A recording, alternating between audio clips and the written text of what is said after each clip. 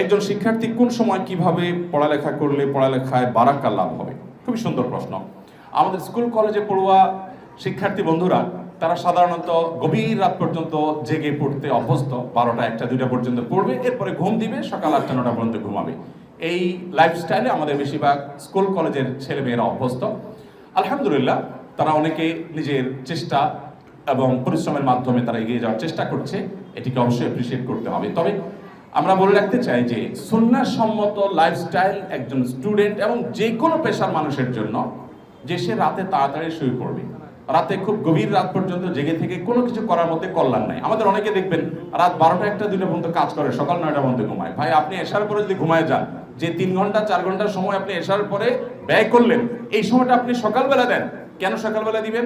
কারণ নবী করিম সাল্লাল্লাহু আলাইহি ওয়াসাল্লাম দোয়া করেছেন, আল্লাহুম্মা বারিক লি উম্মতি ফি বুকুরিহা, আল্লাহ ওর উম্মতের জন্য সকালের সময়টাতে বারাকা দান করেন।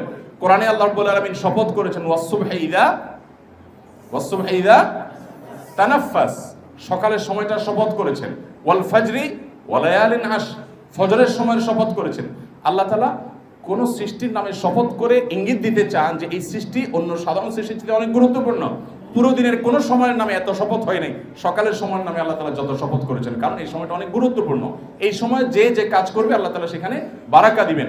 অতএব শিক্ষার্থীরা গভীর রাত পর্যন্ত যে পড়াশোনা না করে রাতে তাড়াতাড়ি শুয়ে গিয়ে রাতে 6 ঘন্টা 7 ঘন্টা 8 ঘন্টা ঘুমানোর পর যে ফ্রেশ মানসিকতা থাকবে, এরপর উঠে যে পড়াশোনা করবে, অল্প সময়ে আল্লাহ তাআলা তাকে অনেক বেশি বারাকা দিবেন। দিনভর যে জঞ্জাল, যে গ্যাঞ্জাম, যে ফাসাদ, যে হ্যাচেল, যে আশেপাশের পরিবেশের দূষণ ইত্যাদি এগুলোতে থাকার পর আপনি এশার পরে পড়তে বসেছেন, আপনার পড়াটা যত বেশি রপ্ত করতে পারবেন, যত বেশি মুখস্থ করতে পারবেন, যত বেশি আপনি আয়ত্ত করতে পারবেন, ভোর রাতে আপনি গভীর ঘুমে দীর্ঘ রাত আচ্ছন্ন থাকার পর যখন ফ্রেশ মাইন্ডে বসবেন, তখন বেশি আত্মস্থ করতে পারবেন। এটা একটা বাস্তব উদাহরণ হলো এই শিক্ষার্থীরা যারা আমার সামনে বসে আছে। আমরা আজকে একটা শিক্ষার্থীকে সম্বর্ধিত করলাম। সে কয় মাসে হেফজ করেছে? 7 মাস 16 দিনে এই ছেলেটা হেফজ করেছে। আপনি